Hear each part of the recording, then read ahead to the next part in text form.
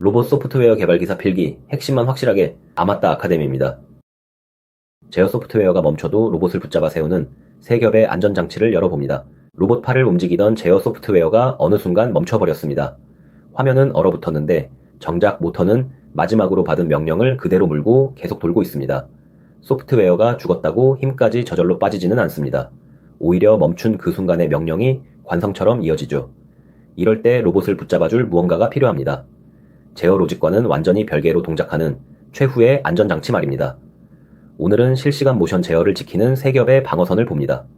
멈춘 펌웨어를 되살리는 워치독 타이머, 급한 사건을 먼저 처리하는 인터럽트 우선순위, 그리고 사람이 손으로 누르는 비상정지입니다. 자동차를 떠올려 봅시다. 엔진을 굴리고 속도를 맞추는 주행 로직이 있습니다. 하지만 브레이크와 에어백은 그 주행 로직과 한 몸이 아닙니다. 주행 컴퓨터가 오작동해도 브레이크는 밟히고 에어백은 터져야 하니까요. 만약 안전장치가 주행 로직 안에 얹혀 있다면 로직이 멈추는 순간 안전장치도 같이 멈춰버립니다. 로봇의 모션 제어도 똑같습니다. 정밀하게 위치와 속도를 맞추는 제어 로직이 있고 그것과 분리된 안전 계층이 따로 있어야 합니다. 오늘의 새 방어선이 바로 그 안전 계층입니다. 펌웨어가 멈췄는지 감시하는 워치독 타이머, 급한 이벤트를 먼저 처리하도록 줄을 세우는 인터럽트 우선순위, 그리고 소프트웨어를 아예 거치지 않는 하드웨어 비상정지. 하나씩 들여다보겠습니다. 첫 번째 방어선, 워치독 타이머입니다. 밤새 순찰을 도는 경비원을 떠올려 봅시다. 이 경비원은 1시간마다 반드시 확인 버튼을 눌러야 합니다. 제때 누르면 이상 없음이고 시간이 지나도록 버튼이 안 눌리면 관제실은 경비원에게 무슨 일이 생겼다고 판단해 경보를 울립니다. 워치독 타이머가 딱 이 구조입니다. 독립된 하드웨어 카운터가 계속 시간을 재며 줄어듭니다.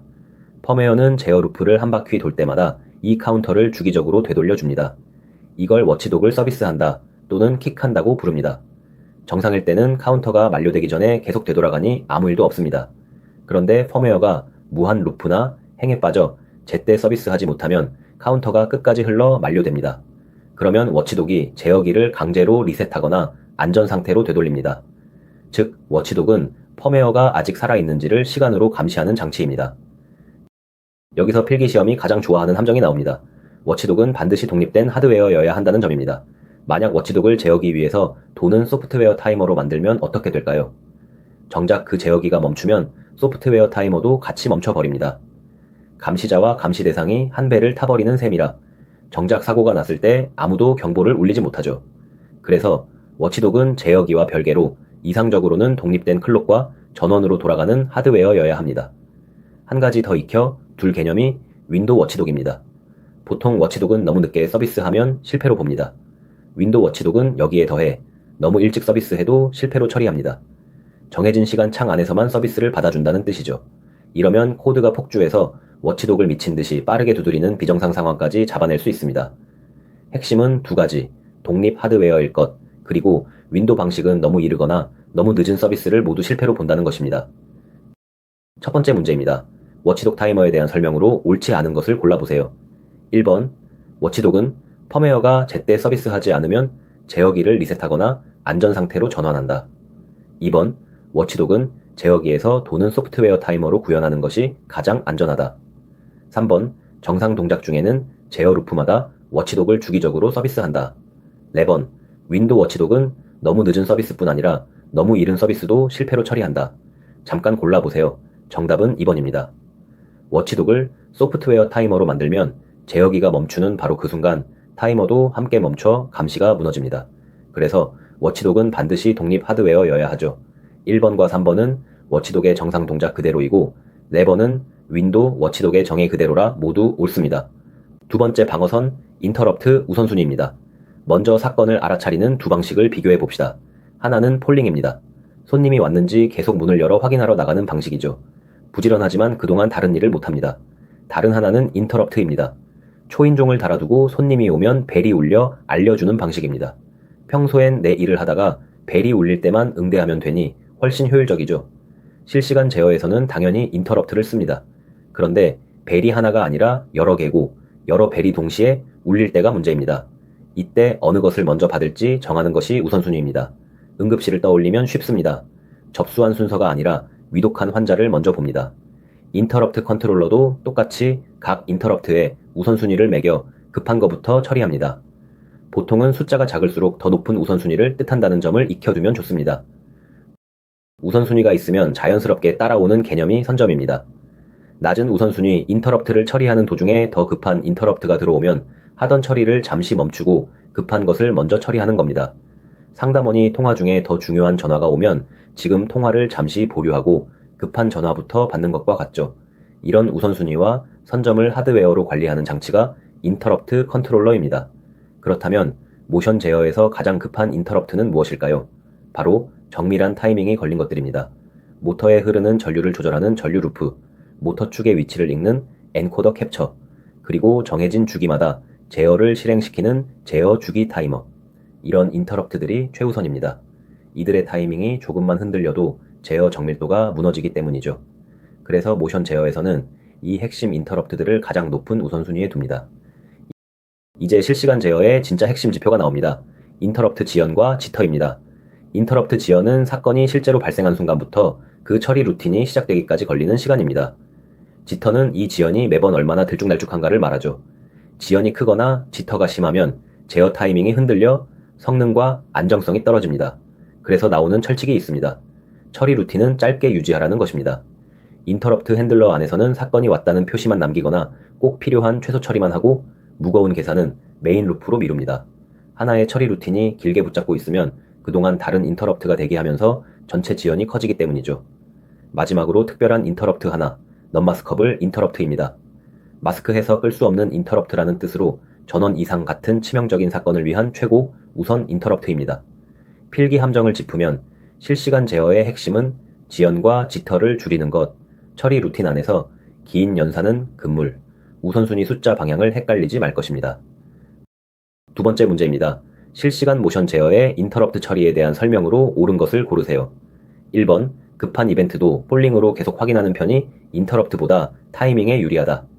2번, 처리 루틴 안에서 무거운 연산까지 모두 끝내야 하고 메인 루프로 미루면 안 된다. 3번, 넌마스컵을 인터럽트는 필요할 때 소프트웨어로 마스크해서 잠시 꺼둘 수 있다. 4번, 인터럽트 지연과 지터를 줄이고 처리 루틴은 짧게 유지해야 제어 타이밍이 안정된다. 잠깐 골라보세요. 정답은 4번입니다. 실시간 제어의 성능은 지연과 지터를 얼마나 줄이느냐에 달렸고, 그러려면 처리 루틴을 짧게 유지해야 합니다. 1번은 폴링이 제어기를 붙잡아 오히려 불리하고, 2번은 처리 루틴을 길게 만들어 다른 인터럽트를 막으니 정반대입니다. 3번의 넌마스커블, 인터럽트는 이름 그대로 마스크할 수 없어 틀렸습니다. 세 번째 방어선, 비상정지입니다. 흔히 빨간 버섯 모양 버튼으로 알려진 그 장치죠. 지금까지 본 워치독과 인터럽트는 모두 소프트웨어와 펌웨어의 세계 안에 있었습니다. 하지만 비상정지는 다릅니다.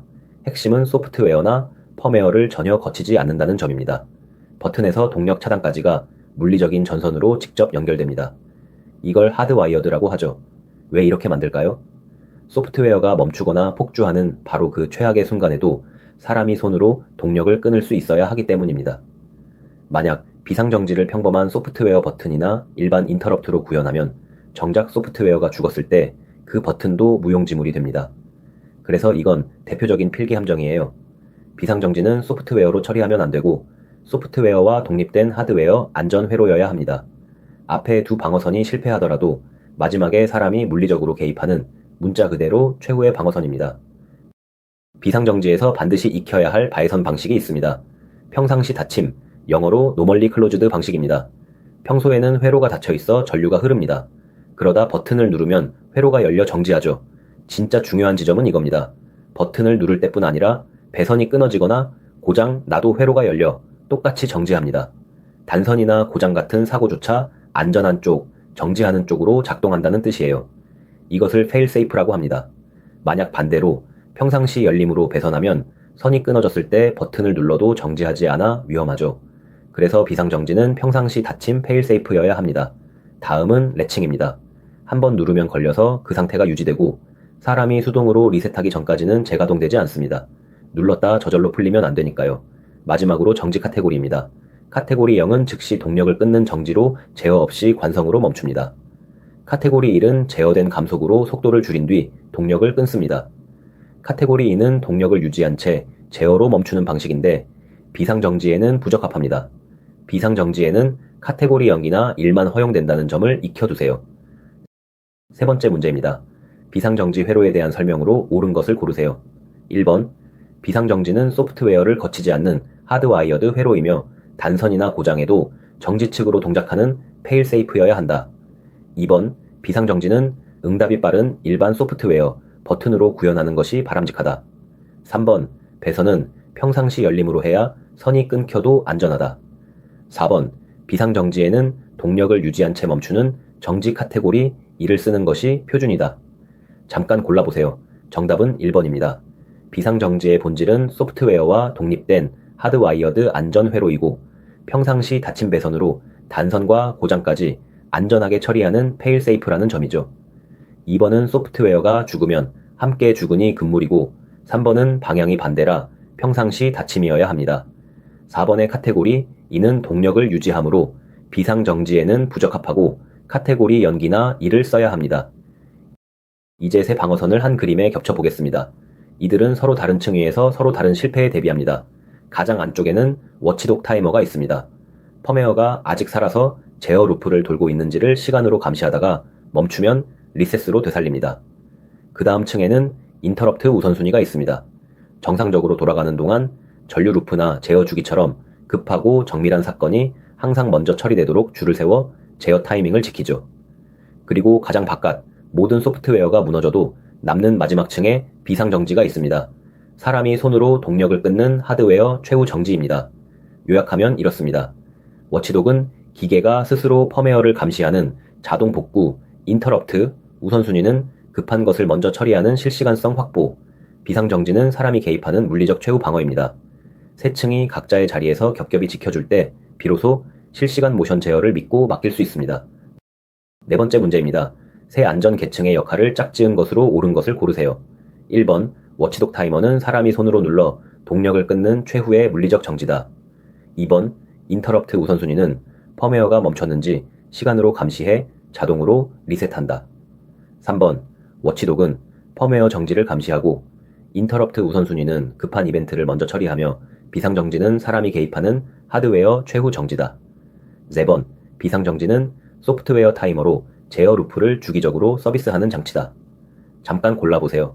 정답은 3번입니다. 세 계층의 역할을 정확히 짝지었기 때문이죠. 1번은 워치독과 비상정지의 역할이 뒤바뀌었고 2번은 인터럽트 우선순위의 워치독의 역할을 잘못 붙였습니다. 4번은 비상정지를 소프트웨어 타이머라고 한 것부터가 하드와이어드 성격과 정면으로 어긋납니다. 시험에 자주 나오는 함정만 빠르게 훑겠습니다. 하나, 워치독은 반드시 독립 하드웨어입니다. 소프트웨어 타이머로 만들면 제어기가 멈출 때 함께 멈춰 무용지물이고 윈도우 워치독은 너무 늦게는 물론 너무 일찍 서비스해도 실패로 봅니다. 둘, 실시간 제어의 핵심은 인터럽트 지연과 지터를 줄이는 것이며 그러려면 처리 루틴은 짧게 유지하고 무거운 연산은 메인 루프로 미뤄야 합니다. 셋, 너마스커블 인터럽트는 마스크할 수 없는 최고, 우선 인터럽트이고 우선순위는 보통 숫자가 작을수록 높다는 방향을 헷갈리지 마세요.